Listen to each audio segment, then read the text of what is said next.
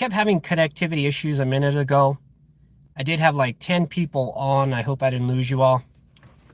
Otherwise, I'm just going to be talking to myself.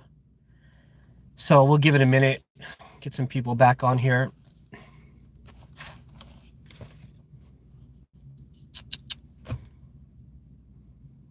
Well, look, I'll start talking. Man, I'm a little bit irritated. So you know, as guards, we have these pet peeves, things that would just irritate you, and you deal with it so often that whenever it happens, you're like, here we go again. So so I'm sitting here guarding some facility, and dude, I don't bother people. I really don't. I don't go out of my way to be like, hey, what are you doing? Or you look suspicious. If you're not coming on a property, really, I don't care what you're doing. So just a minute ago, there was this white truck, and he was so suspicious, like just creeping around slowly and just looking at the buildings. But before they even got here, I was literally standing near a gate, and I was drinking coffee. And as he drives by me, I try not to make eye contact with him. Like, I'm totally aware of him, because you always have to be aware, because bad things can happen, you know, at any time. But I wasn't like giving him eye contact or anything.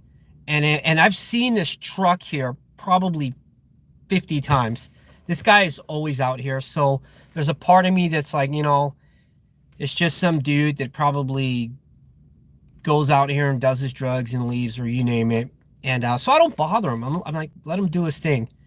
So anyways, he drives by me and he stops and he's like, can I help you, man? And I'm like, excuse me? He's like, can I help you? You're staring at me. And I'm like, dude, as a matter of fact, I went out of my way not to stare at you. Like, I literally looked the other way. And he's like, well, all the other guards know me here, and you seem to have a problem with me. And I'm like, bro, so I escalated my attitude, you know. So sometimes you do need to escalate to de-escalate. If I had been like, hey man, I'm really sorry, sir, I hope I didn't, you know, whatever, it wouldn't have worked. So I literally escalated the situation to de-escalate it. Once he saw how serious I was, he was like, oh crap. And he took it down a notch. Now, as we speak, I am in, and so you can see there's literally gunshots going off all day. Let's see, man robbed at gunpoint. No. All right. Well, as we speak, in the past hour, there's probably been minimum of 35, 40 gunshots I've heard. And these are all within 1.5 to 5 blocks away. So it's crazy out here. But there you go. Let's see here if I have any. I get Ricky 1897 saying, hi, Mike. Officer Bally, what's up, brother? Hope you're having a good day. Hey, man, I always say, you wake up, you stand up. That's a good day. So, yeah. Maybe in a little while, I'll show you the site. We'll see. We'll see. The day is long. There is, let me think about that. I don't know if I want to show you the dynamics of this site. A security issue, but we'll see. So yeah, with that guy, man, the guy that just irritates me, especially when people like they disrespect authority to the point where they try to start problems. And in this case, this guy was just looking for trouble. I mean, because think about it, if you wanted to avoid trouble, you would just not even say anything. He would have just driven by, and that's it. But for him to slow down and be like, you know, what are you looking at? For starters, he's driving super slow. He's driving past me at like 5 miles an hour. And who does that? The speed limit here is 30. So I think he just wanted to start trouble. And that's what bothers me. That's what's happening today across America. And we all notice it. There's a lack of respect for authority. And I get it, man. I get that there's issues that need to be fixed. And people do need to flex their rights and know their constitutional rights. And, you know, we're not or we shouldn't be a police state. Evidently, we're not on paper, but it's kind of obvious that it's becoming that way. But yeah, definitely there's a lack of respect, and You know, that's a breakdown of society, man. When you don't have any rules or laws, society tends to crumble. This country's only, gosh, only a few hundred years old, and yeah, it's not long, man, before it becomes lawless. Especially when you got people just, you know, I'm loaded, dude. I've got a vest on, I've got a gun, I've got magazines on me, and to have somebody just drive by and start trouble tells you that people just don't care. Man, I could have a bazooka in my hand, and this person would not think twice about talking smack. All right, let's see. Do we have any other messages? Riki, what does he say? Brother, I'm so sorry I can't stay here in Italy. It's 4 a.m. Have a good shift. Hey, man, thank you from Italy. Just a fun fact. You know, most of my family, when I say most, almost everybody is from Croatia. So that is right across from Italy, if you guys don't know. My fun fact again, my aunt, Jadranka Kosor, was the prime minister of Croatia, or the president, if you will, going back like, thinking about 8-9 years ago. She was a prime minister. So, yeah, I come from royalty. Let's see here. Officer Bali, okay, let's see what he has to say. I'm not far from you, bro. I know exactly what you mean. I'm either working in San Jose and East Palo Alto. Gunshots are second nature to us officers, but we do always have to be aware and ready.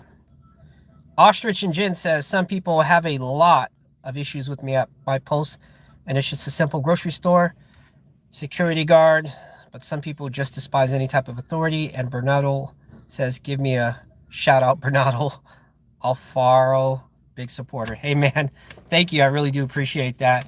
I am absolutely a nobody to be giving you a shout out, but if you'd like, I would definitely shout out to you, Bernardo. Yeah, so I'm currently working at a facility that I guess, what do they do here? They invent new strains. It's a laboratory. They invent new strains of cannabis and other things. So there's definitely a need for us out here. As security, I found that the money tends to be in cannabis. So if you work at a dispensary or a grow house or a grow farm, they're always hiring, and you can demand the top dollar. If you are working in a dispensary, I'll say for at least California, if you're working at a dispensary, and when I say dispensary, this is a place that sells cannabis or marijuana, if you will. If you work at a place that sells it, I would not go for less than 25 bucks an hour.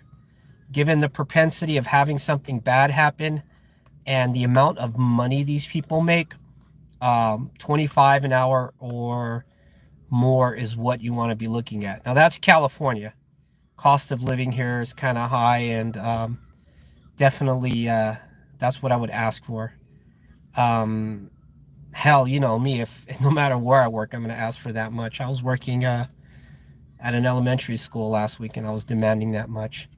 But all right, let's see what other kind of comments we have. What's up from the Windy City? I'm guessing he's talking about Chicago. Yep, Chicago. Bro, get out of there and work in corporate security accounts in downtown. Yeah, if it was that easy, man. And I'm sure it is that easy, but I kind of like my company. They've been good with me. I like the site. I really can't complain. I hope you guys don't see these letters on my screen. I just got this list of comments to pop up. Hope it's not blocking. All right, let's see. Can't smoke cannabis when I'm an armed guard. Sure you can. You just can't smoke it on duty. Can't be high while you're on duty. But what you do in your own time is up to you. I wouldn't suggest ever coming to work high, though, man. That's such a risk. Ostrich and Jin says, the absolute worst job I had was with a shady security company. Damn. So when I, just give you an idea of what's going on here. I try to read your comments and it flashes. It's like strobing. So I'm trying to read this as it strobes. I'm not sure how to like keep the letters up. Here we go. And it disappeared again. This is frustrating. The absolute worst job I had was with a shady security company that paid me cash $15 an hour to guard a dispensary overnight, armed. The job was okay, but the management was beyond unprofessional. And man, I feel you. And like I always say, a supervisor or manager's job is to do everything possible to make the employee's job easier so they can be more productive. When you've got management that's working against you, or they just don't have an idea of what the site entails and gives you like bad advice, it can really make or break the work environment. Another thing that I find that destroys a work environment is just crappy employees. If you're working with a crew that's just horrendous, it's just going to make that job suck. I've worked at companies where I've had like 20 or 30 people and they were all awesome. And then you have that one person that just screws it up for you. That's in college. I've had that happen. I've had it happen in the workplace. I've had it happen in groups of friends where you always have that one friend that just has a way of ruining things for you. But I always say just elevate yourself above that and push through. Now, as far as you saying the crappiest job you've had being at a dispensary, let me tell you, for those of you looking to get into this industry, one of the most crappiest security jobs you can get into is a standing post. I'm telling you, man, standing up is the worst thing.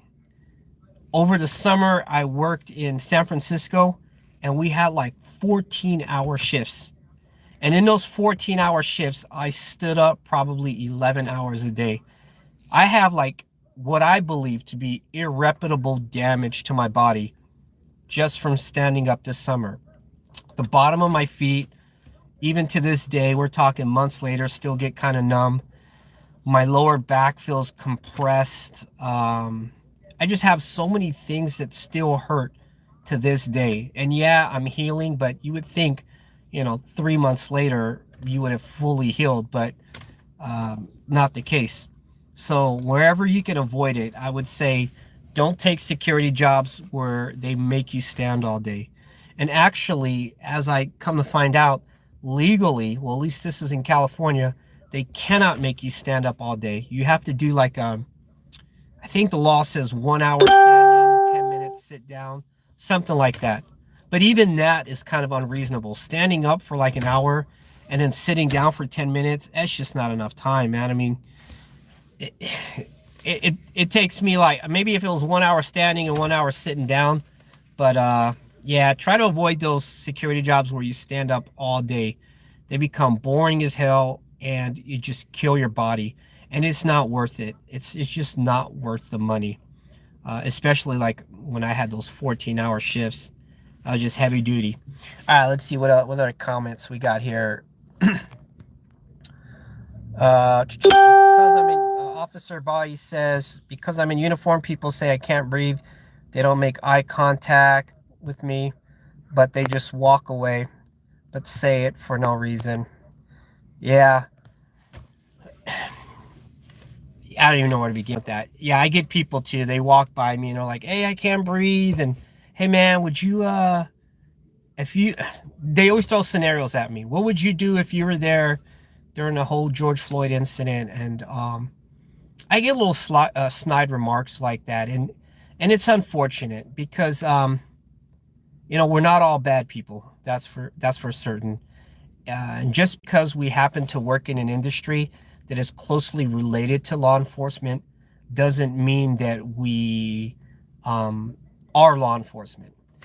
And it's the same with law enforcement. Just because you are law enforcement doesn't mean you agree with all the tactics and all the shenanigans that go on in that industry.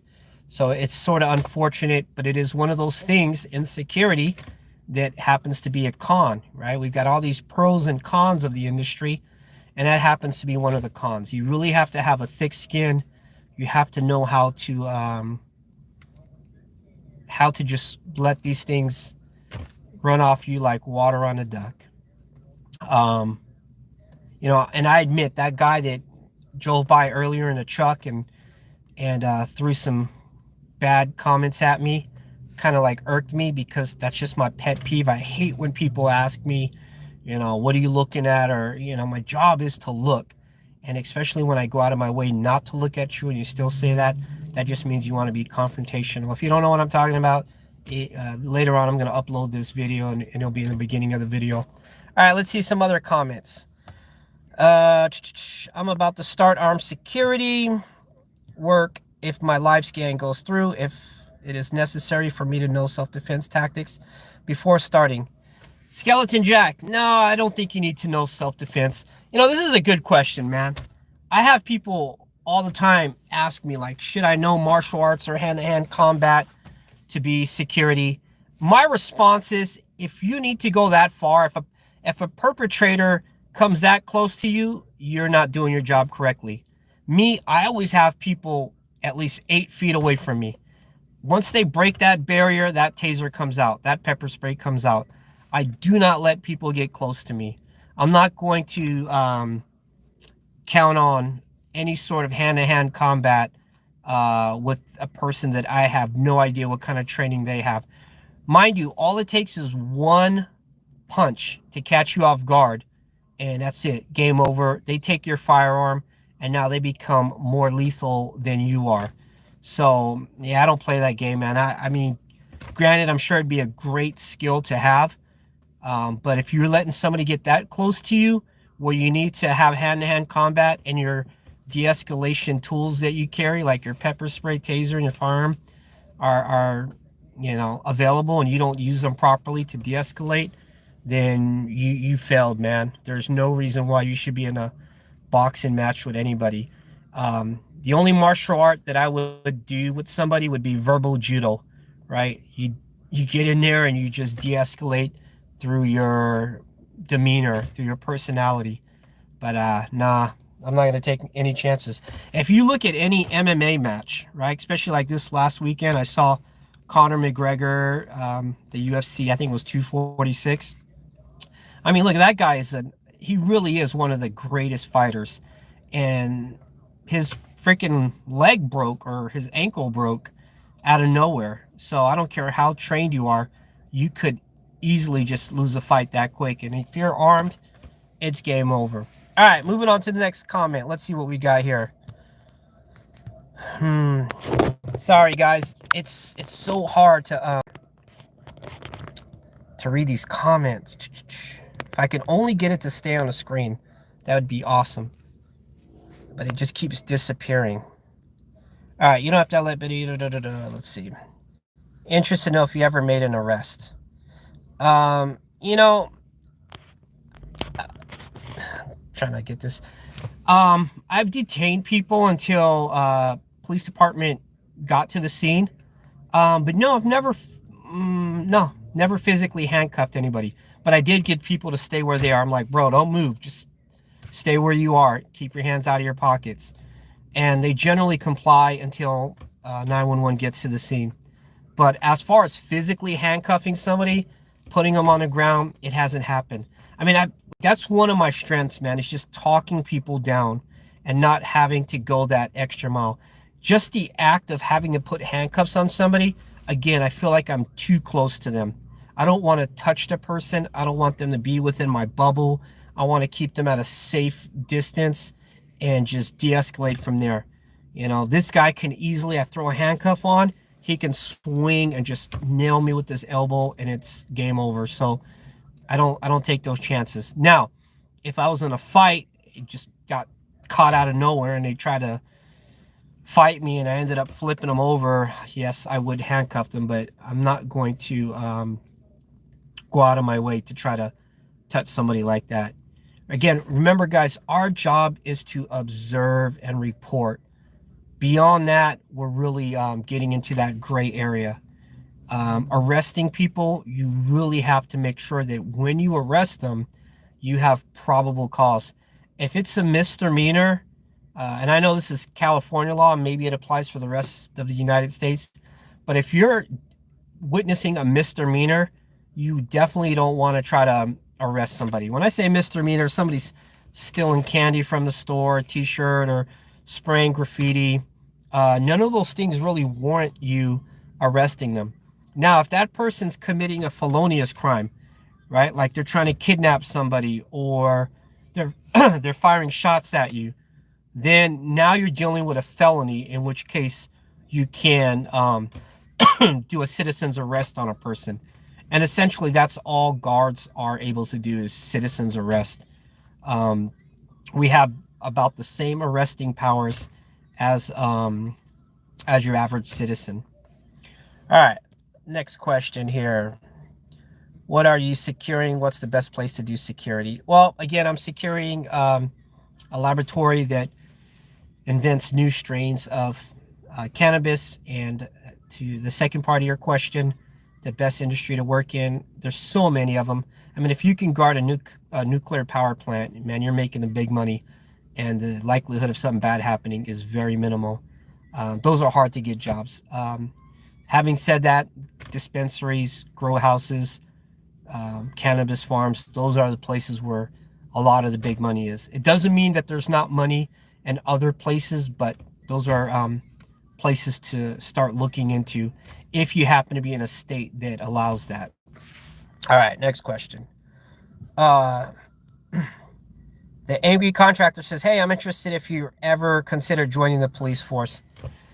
Man, as a kid, I think we've all wanted to be an astronaut at least once in our life. As a child, I remember wanting to be a firefighter and an officer. As I got older, I considered the chance to maybe be a police officer. Before I got into security, for 2 weeks before I got into this field, I started asking myself, do I want to join the police force? And I thought it over for about 2 weeks. And then ultimately my answer is no. And the reason why is because I want to go into it for the money. I don't want to work for somebody else. As you guys know, from the beginning, my ultimate goal is to start my own security company, Defcon 3 Security. As an officer, yes, I might make more money and have a better retirement. But when you have your own company, the sky's the limit. Really, the most an officer is going to make, and this varies from state to state. I think the most an officer is going to make would be $80,000 a year. And yeah, it can go up or it can be lower. But at $80,000 a year, you have a comfortable life, but you're not able to put away for your grandchildren or your grandchildren's grandchildren, right? I mean, I'm looking like far out into the future. And that wage is just not going to get you, or at least get me where I want to be in life. And I'm not being greedy. I've always felt that making money is not, I make money not so I can buy things, but I make money so I can buy my freedom, right? Like I went on vacation a month ago and it was like 10 days and I was so excited to be on vacation. I felt so great. And honestly, the next time I go on vacation probably won't be until next year this time. And the reason for that is because I have to ask my company, hey, can I get some time off? And they can either say yes or no. And what kind of life is that? Now, let's just assume you're 50 years old, right?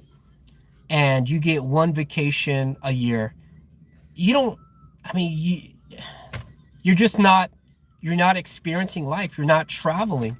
When I used to run my own business, man, I went to Europe for a month, and then I went to Europe again for a month, and I went to South America, and I mean, I went everywhere. And the only person that had to ask for vacation time was me because I was the boss.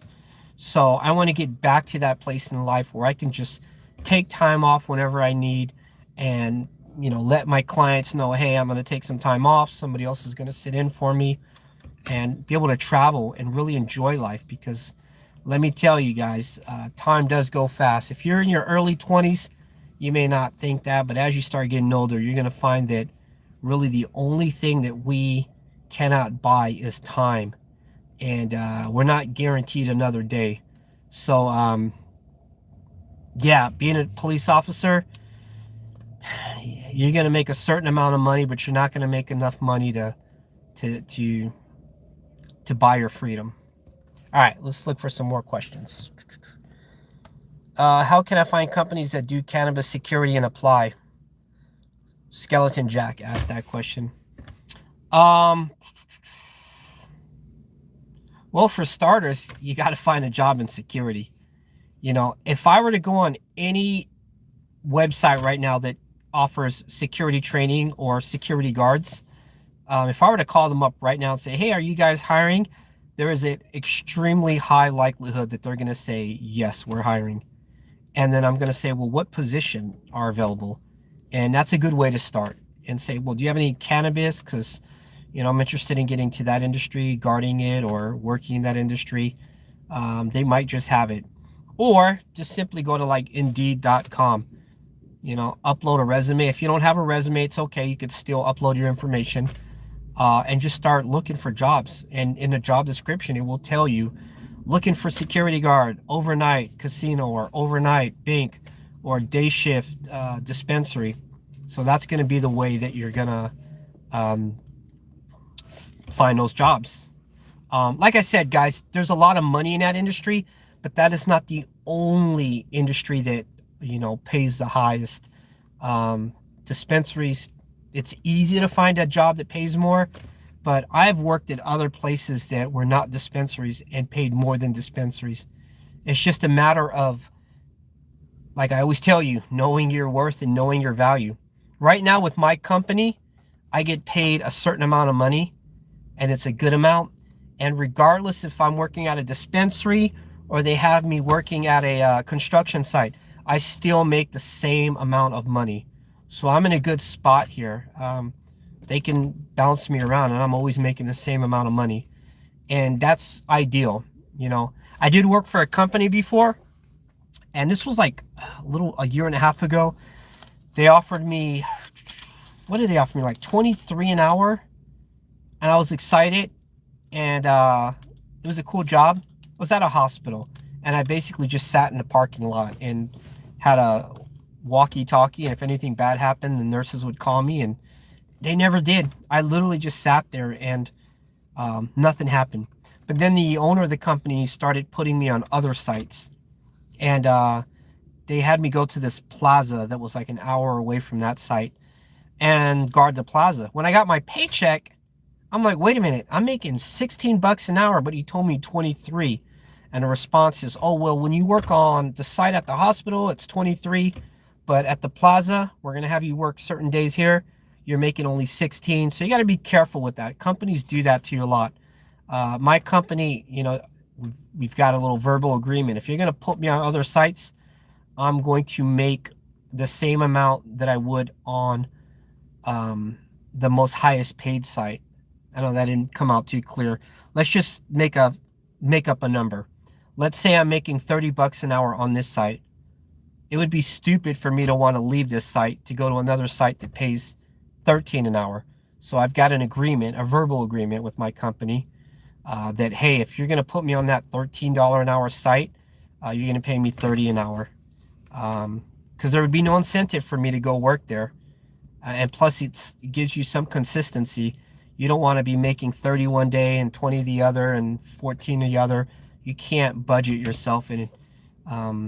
Obviously, you'd want to go where the money is. So be careful, like with companies when they do that to you. All right, next question. What do we got here? Man, I'm sorry if I skipped. I didn't know I'd have this many people online. Let's see. How long have you been doing security? That's a good question. If I could read the comments right now, like if it was live and I could totally see your answers, I would have you guys guess how many years I've been doing security. But the honest answer is I've been doing this, I think, for only 2 years. So people would think that I've been doing this for 10, 15, 20 years. Nah, 2 years, man.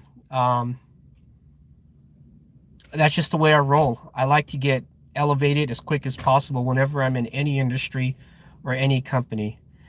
You guys may think, wow, in 2 years, you seem like you've been, you've done this for a lot longer. But to be honest, so much of what you do for a living is just logic. Security industry is no different. That's why I tell you, it's not really important how much experience you have. I get so many people that say, yeah, man, I want to interview for a job, but I have no experience, so I think I'm just going to take the $13 an hour. And my response to you guys is, dude, it doesn't matter how much experience you have. If you're a logical person, that's experience enough. Do you know how to watch a door and make sure nobody breaks into it, really, that's all the experience you need. Of course, over time, you're going to learn de-escalation skills and how to talk to people and certain laws. But to start off at such a little amount of money is absolutely ludicrous. Um, the other thing is the propensity of having something bad happen is so high. The likelihood of me getting shot is so high. There's no way I'm going to work for 13 bucks an hour. I mean, literally, if somebody says, hey, man, I got a job for you, assuming it wasn't security, right? Somebody just randomly off the street said, hey, man, I got a job for you that might kill you, but I'm going to give you 13 bucks an hour. What do you say? There's no way you would take it. And that's essentially what security is. It's like, dude, I got a job for you, and you could die in this job, but I'm going to pay you 13 an hour. I wouldn't take it. That's why I always ask for more. It's like, if I was absolutely guaranteed that my job would be safe and that nothing bad will happen to me, maybe I'll take it. But we all know that that's not reality. There's always that chance that something bad can happen. All right, 31 minutes in. Let's see, what else do we have? What do you do with those? You detain. I just wait for 911 to get to the scene, and then I let them take over. And then I give them the facts. Because remember, our job is to observe and report. I tell them what I've observed, and I report to them. A company training me in LA is promising 26 an hour after they get me all my permits, firearms, California card, etc. Skeleton Jack, I would get that in writing, and I would ask them, why can't you give it to me now? And I don't know, man. I just don't like it. If they're promising you 26 an hour, ask other employees if you can.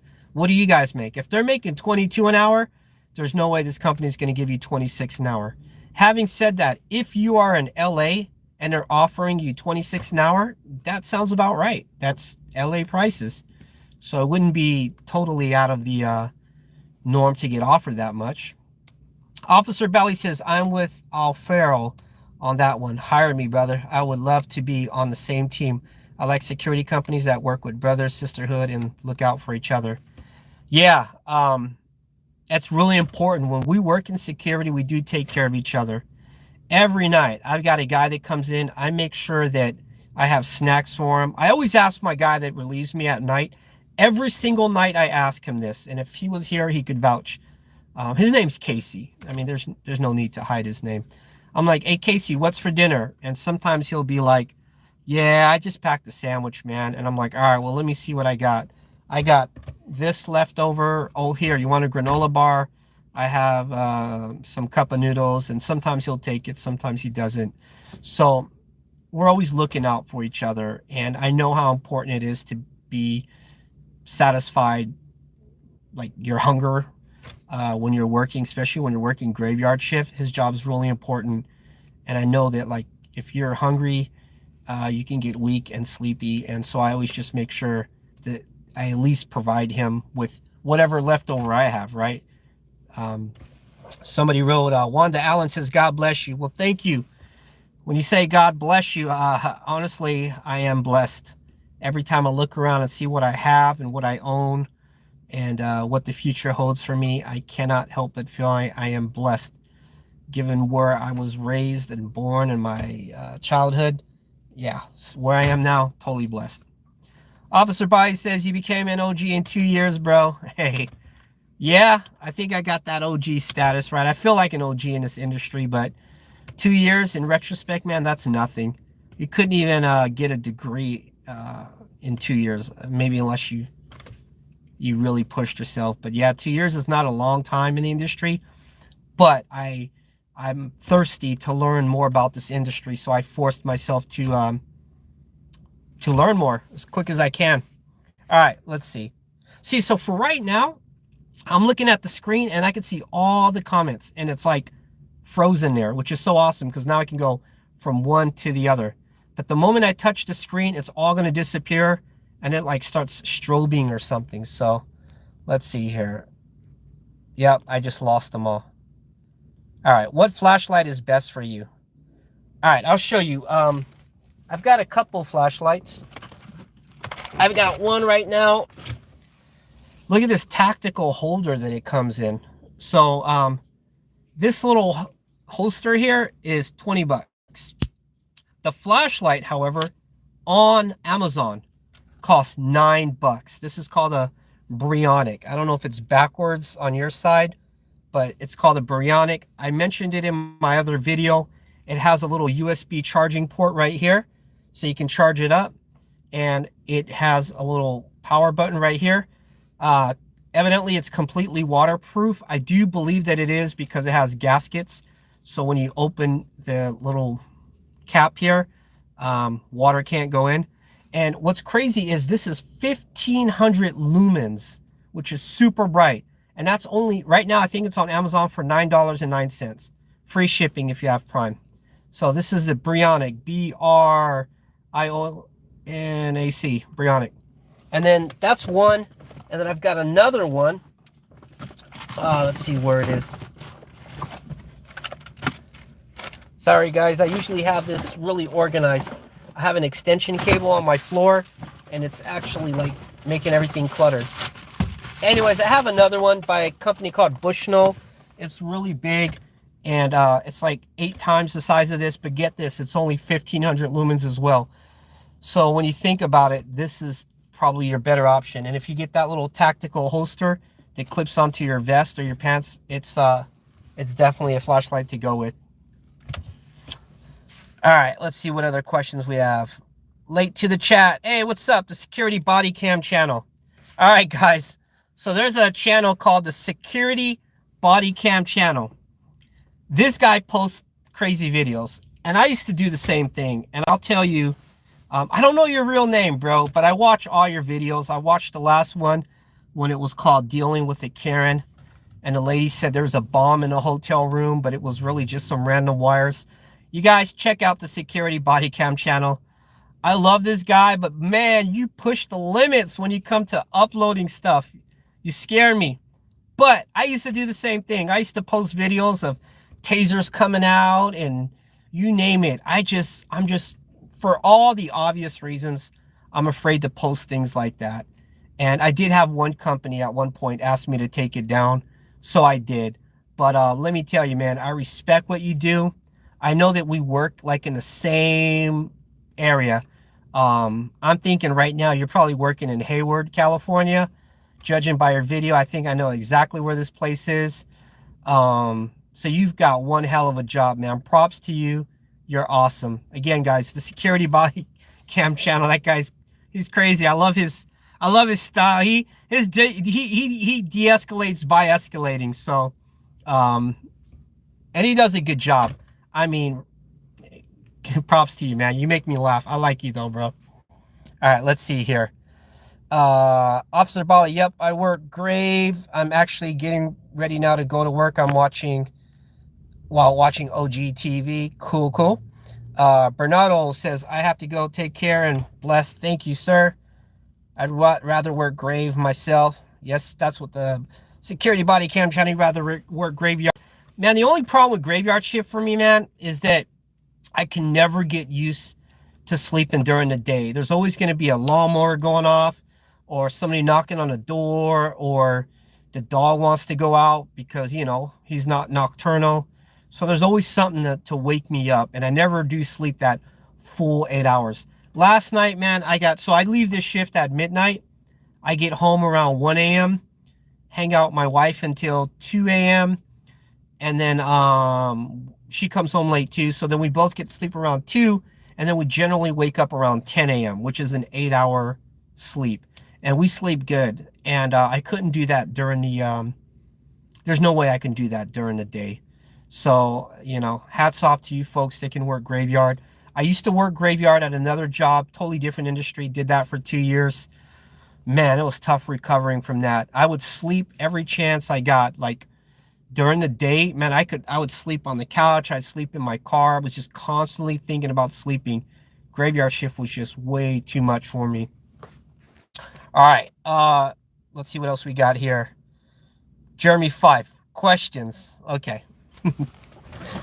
Jeremy, I'm glad you're on, man. So Jeremy's my my best friend, and it's just so weird that he's on right now. questions. All right. So I'm going to add another dynamic to this channel. And me and Jeremy used to work at a company. Jeremy, there was okay, I'm not going to name the company though, because that's going to put us in hot water. He's probably laughing right now like, oh my God, don't do it. Don't tell them. All right, Jeremy, we have to start talking about this. And this is a good platform. So we used to work at this company. I was a school teacher. Me and Jeremy have been best friends since we were little kids, and we're best friends to this day. So definitely, I'm not going to tell you my age, but definitely 30 years we've been friends, if not more. And we had a little falling out for a little while. In that falling out, I became a school teacher, and Jeremy became, I would say, president of a company. Maybe vice president. I don't know. He was president of a company, and then you had the CEO who was one step above him. I don't know how that rank works. But he calls me out of the blue one day, asks me what I'm doing, and then offers me a job working at this company with them, which I almost said, whoo. And he's like, hey, so what are you up to? And I'm like, I'm a school teacher. And he's like, cool. Hey, do you want a job? And I'm like, sure. It was like June, so school was out, so the timing was perfect. Anyways, I started working for Jeremy, and then he introduces me to the CEO of the company, and the CEO of the company was eccentric, and that's an understatement. The guy was just full-blown nuts. I got to be careful what I say, but he was nuts. And me and Jeremy were young guys, and the entire time that we were at this company, our main thing was just to pull pranks on the owner of the company.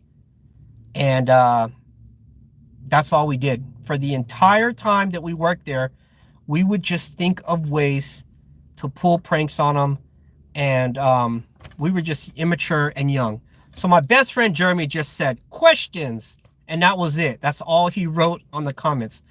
And what that means is one time, I mean, we would take these outlandish breaks. We would literally leave the company and go out for like 6 hours and then come back.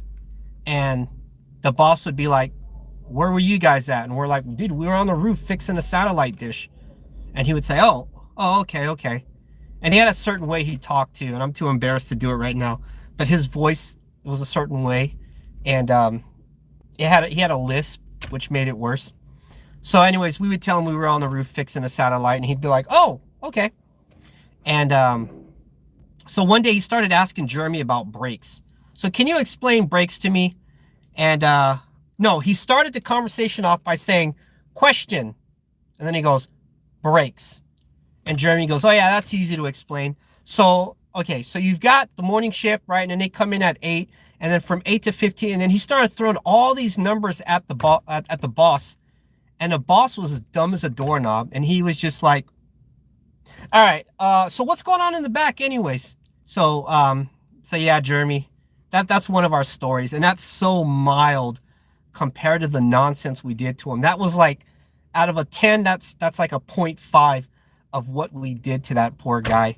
And when I say pranks, I mean, you guys saw that old show Jackass. We were above that level, dude. We started Jackass, and hey, man, luckily we somewhat matured. Actually, no, did we mature, Jeremy? I don't think so, because this Saturday we're going to hang out. And you know what we're going to do this Saturday? There's this stuff called liquid ass, and it literally smells like a sewer. And I feel like I'm advertising this product. This Saturday, bro, we're adults here. We're like beyond, he's got kids. And what we're going to do is we're going to go to stores and bathrooms, and we're going to hide in the stalls and spray this. Dude, we are like, yeah, there's a side of me that's like that. So you guys look at me and go, wow, this guy got his crap together. He's humble. He's a security guard that, you know, has maturity to him, but I also have that immature side. You put me and Jeremy together, it's when we first started hanging out again, he said God probably was asleep at the wheel, and then when he found out we were hanging out again. He was like, wait, what? They're hanging out again? So there you go. Glad you're on my channel, Jeremy. All right.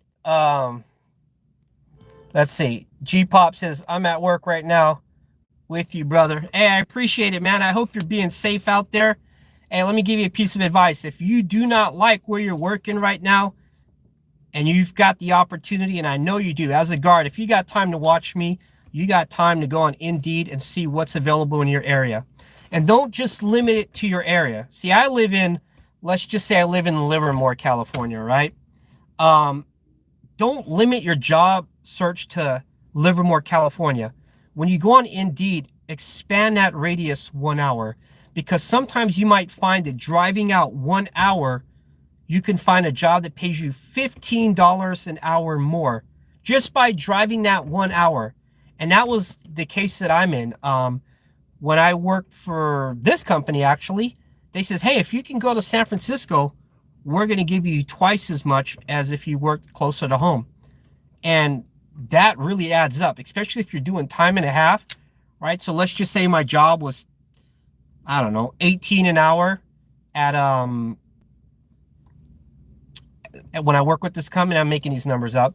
Next thing you know, my price to them double. Now I'm making 36 an hour. Factor in time and a half. Now you're making, 45 to 50 an hour. It's absolutely worth it. When you're looking for a job, look for something that's within an hour, if you can drive that far. But I certainly encourage you guys to do that. Let's see, more questions here. Just arriving to work myself. The security body cam channel. Hey, man. Put some footage out there. I never get tired of your stuff. The security bodyguard channel, there's one video you pulled out that has me cracking up to this day, and that's when you worked at some Asian nightclub, and man, they would just give you so much crap, and just the comebacks you had and the way you talked to them. I was just like, oh my gosh, dude, you're messing with the triad out there, bro. They're gonna blast you. But you clearly have no fear, man. And I don't encourage people to perpetuate your behavior. You're a one in a kind, man. You can pull that off, but the rest of us couldn't. So I just can't talk enough about you because you just make me laugh. All right, let's see. Any other questions? Did you hear of the guard got bitten in San Francisco? No, but I'm not surprised, man. When I worked in San Francisco, there was something going on every single hour, man. Every hour. So I've got this app on my phone, and I don't know if it works where you guys are. It's called the Citizen app. Whenever there's a crime being committed somewhere and a 911 call goes in, if you're in that area, it will alert you. So right now on my Citizen app, it says gunshots detected, lady was stabbed, man was shot in the chest, and a couple other things, all within the last 3 hours. Anytime something within a mile or two bad happens, it pops up on this app, and you can hear actual dispatch footage. Sometimes they upload video. Sometimes they'll give description. So it's called the Citizen app. You can get it off Google. I know that where I live at, nothing ever pops up. But right now, since I'm in Oakland, literally every hour I start seeing all kind of nonsense. So just downloaded it, and it may or may not work. But when I worked in San Francisco, dude, it was the craziest things, horse got loose and kicked somebody. 2 women beat some guy with a chain and took his purse. So I'm like, wait, the dude had a purse? It was just the most craziest stuff that would pop up all day long. So yeah, I'm not surprised. When you say somebody got bitten in San Francisco, a security guard, he's probably the 5th person that it happened to just today. So I'm not surprised, but I am surprised because it's nonsense. All right, what else do we got here? Officer Bally says, I drove 1 hour and 30 minutes to and from work every day for 6 days a week, but the pay is way worth it. Turned down about 3 jobs that pay less and only 10 minutes from my house, but it's not worth my time. And there you go. So proof in the pudding. You definitely sometimes have to drive to make more money. Well, listen, guys, I don't want to leave on a low point. Let's leave on a high point. This was an exciting conversation. I'm glad you guys got on here today. We had quite a few people, but it's been almost an hour, and I'm actually working. I just used up my lunch and my breaks to. This is dispatch doing radio check. 17 labs, 1011. See, my dispatch is calling me to make sure I'm okay. So let's just call it a day right now, guys. We'll do this again. I'll figure out when I'm gonna post it on. Maybe we'll do this every Thursday. Have like a live session. I totally appreciate everybody out there. Jeremy Fife, I love you, man. You're my best friend. Security Guard channel, guys, check him out. Maybe I'll put a link to him so you guys can find him if you want to see some really crazy security activity. I gotta meet you one day too, bro. Maybe I'll just swing by one day after work and say hi to you. And please don't kick me off the property. Other than that, know your value, know your worth, value your time, and above all, be safe.